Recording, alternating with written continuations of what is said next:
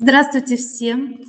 Меня зовут Толстик Екатерина Геннадьевна. Я представляю работу, которая у нас называется «Веб-квест. Колесо жизни». Выполняли мы ее вдвоем с коллегой, учителем математики. На данный момент она находится на больничной, поэтому она к нам подключена, но выступать буду я. Скажите, пожалуйста, меня слышно? Да, я слышу. Так, тогда я попробую демонстрацию экрана сразу запустить, Давайте. чтобы... чтобы сам веб-квест вышел.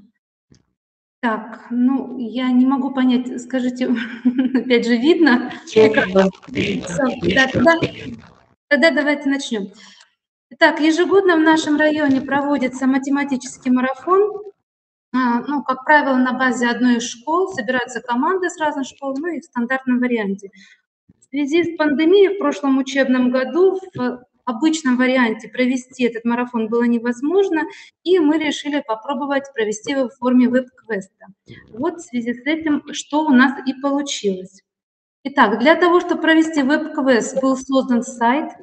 Вот вы его видите, называется квест «Колесо жизни». На нем размещены информационные материалы всевозможные и задания по математике, физике, информатике. Участниками данного квеста были обучающие 5-9 классов Ударского района в составе 5 человек от каждой школы. Ну а руководство команды осуществлял уже учитель-наставник, учитель математики. Мероприятие проводилось дистанционно с 12 по 17 апреля 2021 года и состояла из нескольких этапов. Так, ну вот на следующей странице я хочу показать положение. Было разработано, прописаны все этапы, кто участвует, когда и как. Конечно же, страницы регистрации команд. То есть команды подавали заявку прямо через сайт. Ну, возможно, было через электронную почту, там об этом указано, что у нас есть связь. Да, кстати, на этой странице сразу была таблица продвижения, сразу были показаны все команды, которые зарегистрировались, и далее, какие баллы они набирали. Так, ну и само центральное задание. Центральное задание состояло из нескольких этапов. Вот тут черное окно включу, чтобы вы видели, что на самом деле это не черное окно, это у нас был видеоролик тут вставлен. Центральное задание объясняло, что нужно сделать. Задание было, необходимо участникам было собрать тотемы животных, разместить их в правильном порядке на древнем коме-календаре «Колесо жизни», и по итогам работы должна была стать презентация, где, соответственно, непосредственно находится вот этот коми-календарь. Так, ну и немножко пройдусь по этапам. На первом этапе, первый этап назывался у нас Ударский район, мы начали с своего района, наша знаменитая корабельная чаща, и задания, которые были включены. Задания здесь включены были по информатике, несложные. Сами задания мы подбирали, ну, в данном случае вот эти задания из конкурса «Бобер» предыдущих лет, немножечко, нет, они даже не переначены, полностью совпадают. И третье задание на каждом этапе уже было непосредственно создание этой презентации, то есть практическое задание. Далее. Второй этап назывался «Столица Республики Коми». Немножко историческая справка дана была. И задание по математике. Здесь на вычисление всевозможных процентов, частей. Далее здесь же вторым заданием шла Коми-азбука. И задание было по информатике на кодирование информации. Ну и также задание 3 продолжали создавать презентацию. То есть те тотемы, которые получали учащиеся, они прямо здесь вот нажимаешь на кнопочку, и получать можно было, они собирали все это в одну презентацию. Третье задание назвали мы Печора-Илычский заповедник. И задания были на нахождение средней скорости по физике, задача. А также задания были несложные по математике. Нужно было несложно решить уравнение и получить название животного. Так, ну и опять же третий этап, третье задание в этапе. Четвертый этап – национальный парк. Вы видите, да, там везде сопровождалось все сменой красивых фотографий. Задание из физики стандартное, несложное, на нахождение атмосферного давления. И задание из математики, задачи на движение. Тоже довольно-таки несложное, чтобы дети могли, если что, дистанционно справиться. Так, и последний этап, пятый. Назвали мы его «Оленеводы Крайнего Севера». Немножко рассказывается про быт оленеводов. Ну а дальше, опять же, задачи по математике и кроссворд, который содержал основные базовые понятия из математики. Третье задание – это опять презентация. Да, кстати, не сказала, на каждой странице обязательно критерии оценивания этапа были сразу прописаны, чтобы было понятно, на что обращается внимание. Так, далее. В заключение, значит, после каждого этапа, естественно, подводились итоги, сразу фиксировались таблицы продвижения. Таблицу продвижения я уже показала, ее можно вот еще и на странице итоги можно было посмотреть. То есть сразу было видно, какая команда в числе отстающих или, наоборот, опережающих. И в заключение предлагалось поздравить Коми Республику, используя таблицу Padlet с помощью или в виде синквейна. То есть вот тут поздравления Республики шли. Как вы видите, все команды отмечены. Тут очень интересно было, конечно, их и воочию увидеть на фотографии. Вот такие отзывы и поздравления мы получили. Итак, в самом веб-квесте, я сейчас итоги включу, в самом веб-квесте, я уже сказала, приняли участие 8 команд. После подведения всех итогов, ответы на все этапы также вот здесь можно было посмотреть, то есть понять, где допущены ошибки и какие. И презентации итоговые у каждой команд мы тоже здесь разместили, чтобы можно было всем участникам тоже сравнить, посмотреть и действительно, может быть, согласиться с нашими баллами, которые были выставлены. Ну и вот, пожалуй, в принципе, и все. Нужно сказать, что сайт в целом был создан на платформе Wix. Обратная связь с участниками веб-квеста осуществлялась через формы, которые есть буквально на каждой странице, также через электронную почту. Ну и при необходимости при создании сайта еще использовались Google документы, например, таблица продвижения, да, в Google таблице была создана. И там на одной странице в пятом этапе был еще использован и Learning Apps, это наш вот, возможность ставить вот такой интерактивный кроссворд. Что-то еще хотела сказать. Ну, в общем-то, все. Хочу подвести итоги, что приняло участие 8 команд. Это больше, чем обычно. Обычно мы выезжаем, у нас, как правило, 4-5 команд, то есть свой плюс в дистанционном варианте проведения вот такого квеста есть. Как организаторы мы для себя отметили, что, наверное, самое сложное было это подготовить, разработать сам веб-квест, потому что, ну, довольно-таки это и задание подобрать, да, и информативную часть какую-то подобрать. И при этом хотелось бы и про республику, да, то есть связать и показать красоту нашей республики, интересные какие-то факты республики. Ну и, естественно, сверстать вот этот сайт тоже занимало довольно-таки большое время.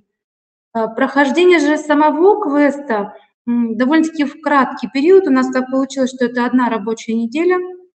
С 12, я уже сказала, по 17 апреля. Вот, очень оперативно. Обучающиеся собирались командами в школе. Там уже они сами решали распределять задания, кто что делает, или сам организатор, да, учитель на месте, или они собирались в одном кабинете и все это делали. Ну, в общем-то, получилось. Довольно-таки активно высылали, довольно-таки активно у них это все с нами наладить связь получилось. Вот. Поэтому мы подвели для себя итоги, что все-таки как форма это имеет место быть, и нам в целом понравилось. Вот что хотелось бы рассказать. Так, ну, наверное, пожалуй, все. Я бы, конечно, хотела услышать вопросы, если таковые есть. Спасибо большое. Коллеги, которые всегда, если вопросы есть, сразу спрашивайте. Можно остановить и можно включить. Спасибо. Спасибо большое за такую большую поддержку. Если вопросы нет, то мы продолжаем. Приглашаем для выступления Евгения Васильевича и Татьяну Александровну. Это преподаватель Печорского промышленного экономического института. Да, можно начинать? Да, можно начинать. Мгм. Здравствуйте, уважаемые коллеги! Перед выступлением хотим выразить слова благодарности организаторам 9-го республиканского конкурса педагогического мастерства по разработке и применению цифровых образовательных ресурсов в 2021 году, а также членам жюри за высокую оценку нашей методической разработки. Новые информационно-коммуникационные технологии позволяют повысить уровень информационной культуры педагога, а следовательно и его профессионализм. На этапе реализации федерального государственного образовательного стандарта в дошкольном образовании задача воспитателя – повысить свою компьютерную грамотность. Воспитатель должен не только уметь пользоваться компьютером и современным мультимедийным оборудованием, но и широко использовать их в своей педагогической деятельности. Применение ЭКТ в ДОУ становится мощным техническим средством обучения детей. Мультимедийные дидактические игры на основе различных компьютерных программ очень интересны дошкольникам. Они привлекательны своей красочностью, динамичностью, включают в себя музыкальное сопровождение, различные звуковые и анимационные эффекты. Интерактивная форма таких игр позволяет ребенку с увлечением выполнять разнообразные задания, испытывать радость познания, открывать новое. Наиболее важную информацию на слайде можно выделить, придав ей эффект анимации. Анимация – очень важный элемент презентации. Движение отдельных частей слайда привлечет внимание ребенка, и он заострит свое внимание на анимированной части информации. Таким образом, все тезисы сообщения воспитателя будут услышаны и увидены. Все это повышает интерес к обучению и способствует более качественному усвоению нового материала, а это и является целью работы воспитателя. Мотиватором к созданию нашей дидактической игры послужил конкурс «Знатоки родного края», который ежегодно проводится в рамках фестиваля «Моя дорогая Коми-земля» среди дошкольных образовательных учреждений города. В рамках подготовки воспитанников к конкурсным испытаниям мы решили издать такой методический продукт, который бы в интересной игровой форме позволил бы систематизировать и закрепить уже имеющиеся у детей знания о животном и растительном мире нашей республики. Технические возможности программы Microsoft PowerPoint плюс интуитивно понятный интерфейс и наличие богатого иллюстративного материала, картинки ягод, деревьев, зверей, птиц, звуки животных и птиц позволили нам приступить к созданию игры. В чем принципиальное отличие интерактивной игры от обычной иллюстрации? Самого ребенка интересует сюжет игры, мотив, игровая задача и способ выполнения игровой задачи – красочность. Интерактивные игры не изолированы от педагогического процесса дошкольного образовательного учреждения. Они не заменяют традиционных игр и занятий, а дополняют их, обогащая педагогический процесс новыми возможностями. Наша игра создана в виде викторины, где каждый ребенок выбирает себе вопрос и отвечает на него. Если не сможет ответить, ему помогают товарищи. Например, игра «Угадай, какие ягоды растут в тундре». Дети должны назвать ягоды, которые растут в тундре. Если выбрать правильно и кликнуть по ягоде, она должна появиться в корзине. Если данная ягода в тундре не растет, она исчезает. Игра «Какой плод лишний?» Предложить ребенку назвать деревья и их плоды. Например, дерево дуб, плод номер 4, дерево рябина, плод номер 5 и так далее. Лишним будет плод каштана номер 3. Очень нравится детям играть в игру «Угадай голос зверя». предложить ребенку угадать голос зверя, кликнуть по любому кругу, послышится рев зверя. Через 15 секунд появится зверь, голос которого звучал. Угадай голоса птиц. Предложить ребенку угадать голоса птиц, которые изображены на слайде. Кликните по кругу, будет слышен голос птицы. Через 15 секунд птица качнется. В игре также предлагается ребенку угадать следы зверей и птиц. Несколько заданий мы посвятили животным и растениям, которые занесены в Красную книгу Республики Коми. В игре «Назови орнамент коми-узора» предложить ребенку назвать картинку коми-узора, кликнуть по узору и проверить правильный ответ. Кликнув по кнопке «Итог», дети услышат аплодисменты и с помощью взрослого прочитают стихотворение. Также в игру была вставлена веселая физминутка, которую рекомендуется провести в середине игры. И в заключении нам бы хотелось еще раз сказать, что использование информационно-коммуникационных технологий в образовательном процессе значительно разнообразило методические средства и приемы для нас, педагогов. В том числе позволило включить новые формы работы на занятиях, сделать их интересными и запоминающимися.